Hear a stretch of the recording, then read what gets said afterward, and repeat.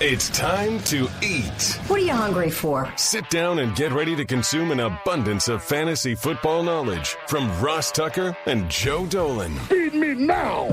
I'm starving. On the Fantasy Feast Eatin' Podcast.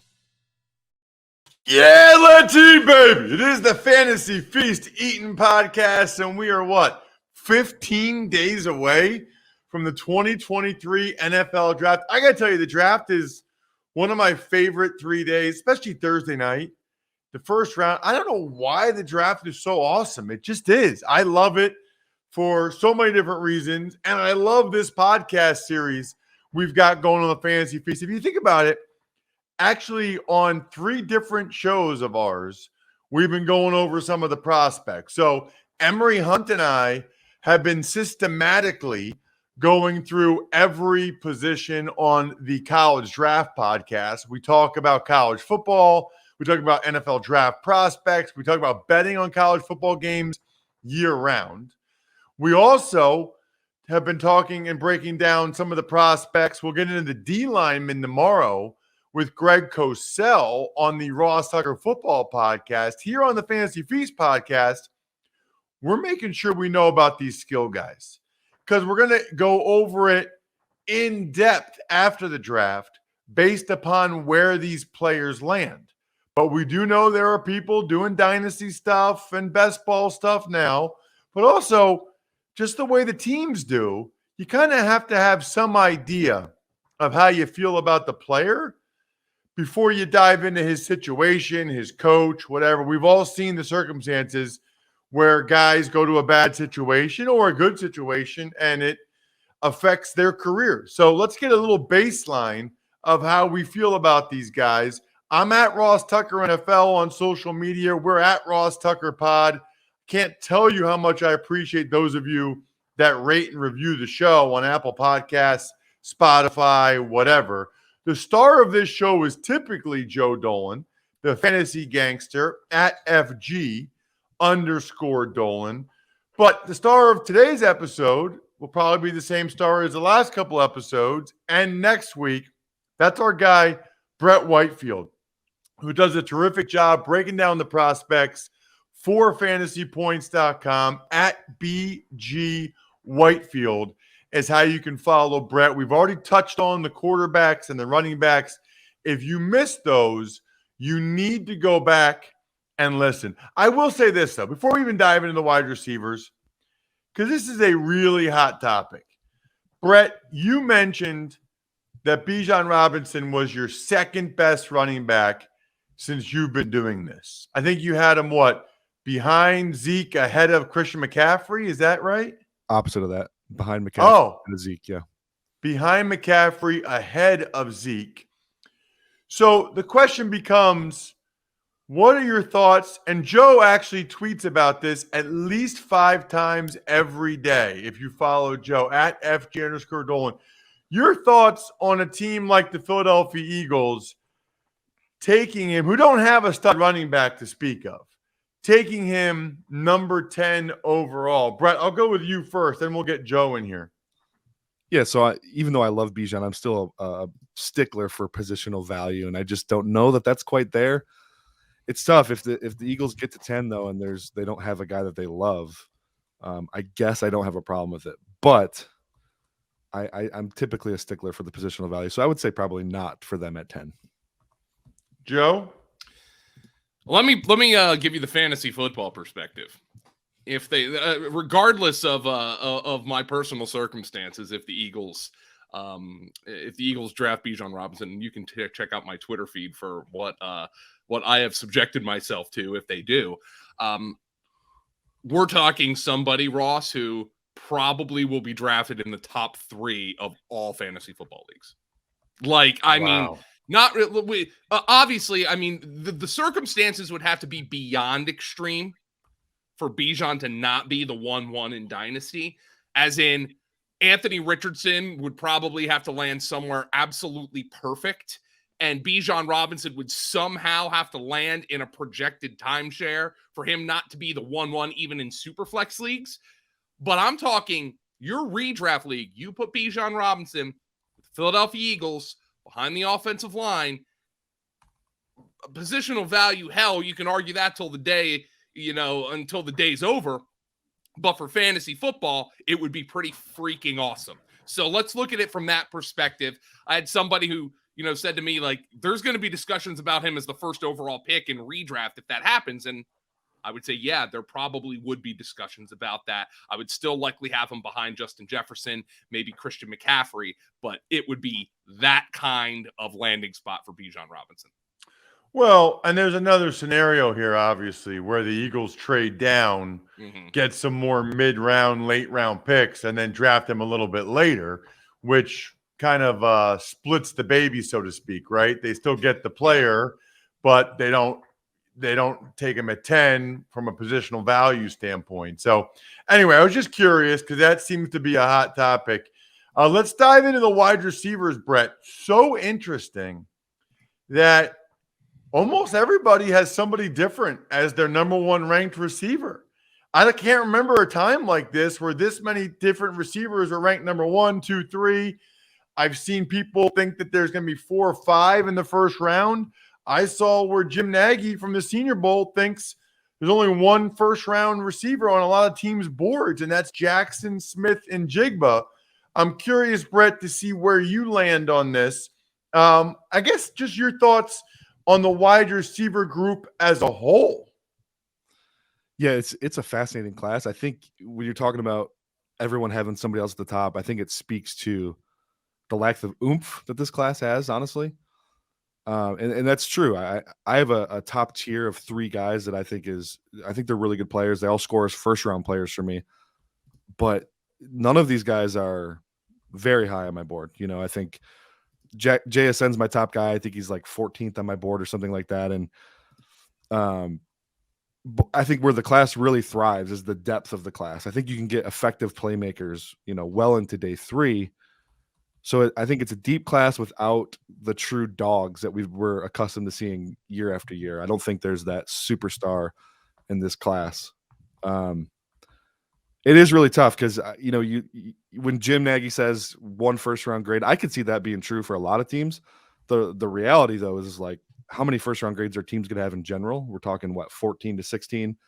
So you're going to see another 14, 16, 18 guys come off the board that don't have first-round grades anyways. Some of those are probably going to be receivers. So I think we're probably locked into at least 3 going in the first round, maybe a 4th or a 5th. But all right, you mentioned 3 guys, Brett, in your top tier receiver. You said JSM, Jackson Smith-Njigba from Ohio State's your number 1 ranked guy. Why is that? I think there's really just no deficiencies in his game. And I know a lot of people are falling into the Justin Jefferson trap where he was asked to play in the slot, so they're projecting that as a slot-only kind of guy. I don't see that with him at all. If you are in that camp, I'd like someone to show me which physical trait he's lacking that prevents him from being successful on the outside. But from a route running standpoint, from the way he attacks leverages, from his ability to uncover for his quarterback at all 3 levels of the field, whether it's short, intermediate, deep, his ability to work after the catch, all of those things. He's just a really, really sound player, just technically sound across the board. I think his best football is yet to be played as well. And I think he's a relatively safe guy. He's probably the only guy who profiles as a true number 1 for me, probably right away. Interesting. So when you say true number 1, you think Smith-Njigba is playing on the outside, or you still think he's primarily a slot guy? I think ideally for him, he lands on a team that will play him both. That's what the best receivers are doing. That's what the best teams are doing. To be a number 1 in the NFL anymore, you don't have to be an outside guy. I mean, shoot, Cooper Kupp just led the league in receiving, not last year, but the year before, broke all kinds of records playing, primarily in the slot. So I think ideally for him, he lands with an offensive coordinator that's creative, that knows how to get him favorable matchups, and playing in the slot does do that for a lot of guys. I was just talking to somebody recently who was telling me, it was actually Matt Harmon from Reception Perception, telling me that most of these receivers he talks to, they like playing in the slot because they get those favorable matchups. The slot corners, the safeties.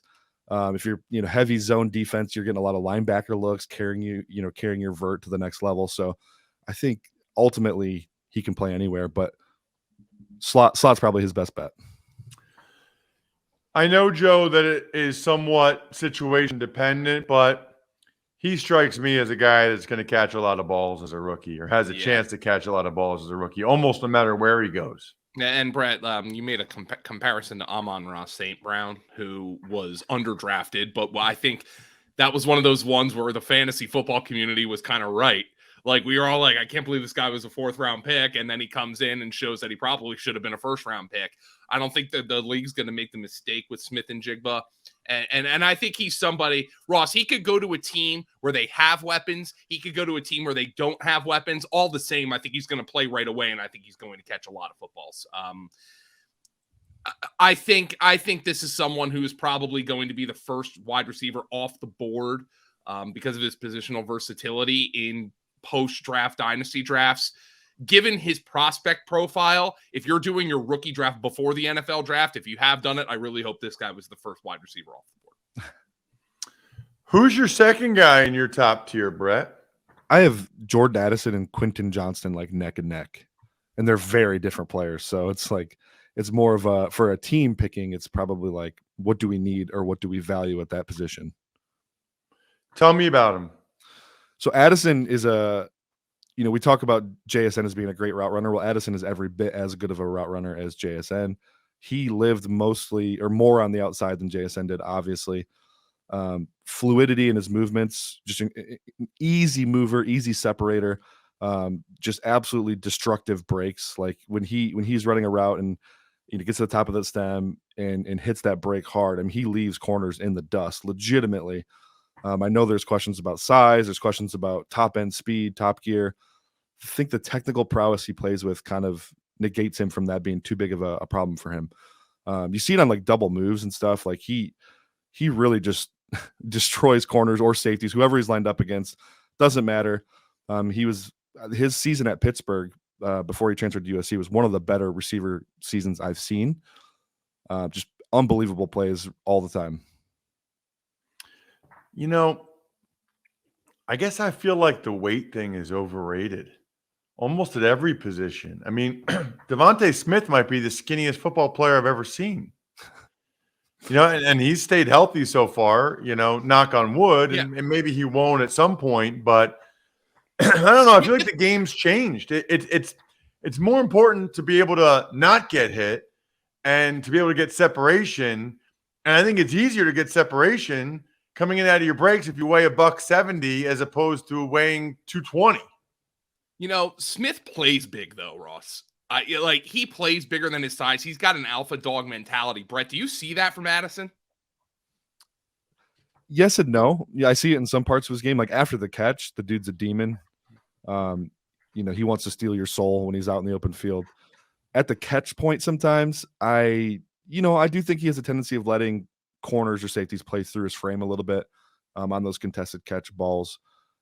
Ideally, though, you're not really using him as a ball winner. You're using him as more of your separator and your, ideally like a Z receiver role where he's not getting a lot of press and stuff like that. But no, I wouldn't. I mean, Smith has this weird inherent alpha mentality for a guy who's tiny. I don't see necessarily that completely in Addison, but I don't think Addison's like I don't think he lacks competitiveness by any means.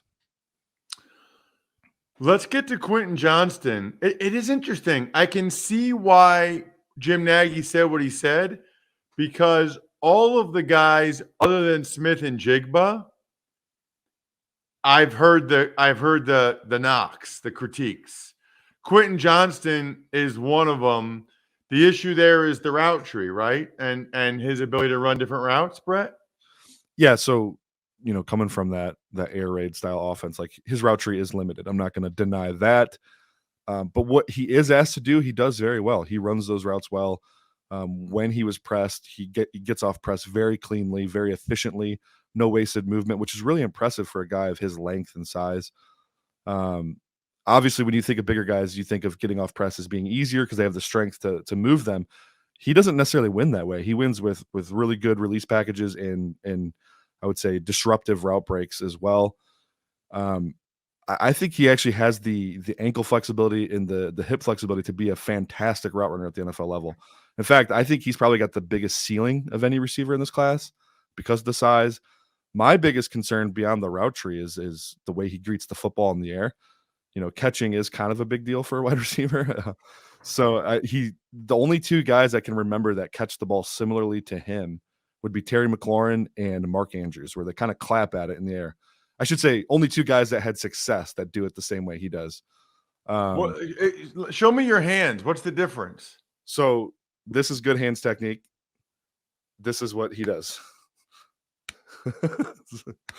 He claps at it, he kind of, and Andrews and McLaurin do that. Andrews is a big time clapper. Like I've called Mark Andrews TikTok for a couple years. Who's the alligator from Peter Pan? Wow. Yes. I have to go look this up now, Ross. By the way.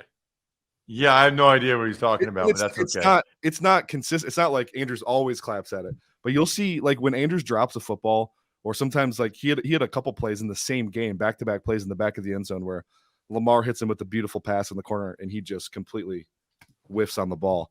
It could be sometimes when guys deal with shoulder injuries, they start doing that because they can't get that full extension away from their frame. And I know Andrews was dealing with a shoulder injury this year, ironically. So, but I've seen it in other years as well. McLaurin's the same way. He claps at the ball, and it's never stopped. He's got phenomenal hands, so it's never really prevented McLaurin from being good. But that's my biggest issue with him is the clapping. Did he have a bunch of drops? Yeah, I wouldn't say a bunch, but for the amount of targets he got, he had probably an unnecessary amount of drops. But you see it other places too, right? So like at contested catches, he's this bigger frame, strong guy. You would expect him to be awesome on contested balls. But because his focus is not necessarily on greeting the football with full extension and squeezing that tight, bringing it into his body, he's clapping at it. Like he wasn't as successful on contested catches as you would want a guy of his size to be. So those don't go in the books as drops necessarily, but they definitely go in the books as incompletions. I don't really have a good segue, so I'm just going to tell you guys about Labatt Blue Light. I really like it. I really like talking football with Joe and Brett. I really like drinking Labatt Blue Light. In fact, if we weren't recording this at 10 a.m. Eastern, I perhaps would be drinking some Labatt Blue Lights with my friends Joe and Brett while we're talking about wide receivers on the Fantasy Feast podcast.